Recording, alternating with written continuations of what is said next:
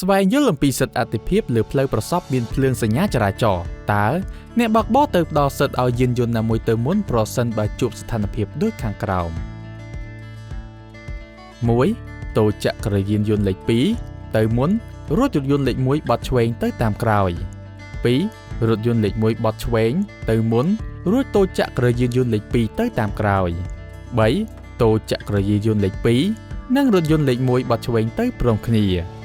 តើមួយណាជាចម្លើយត្រឹមត្រូវ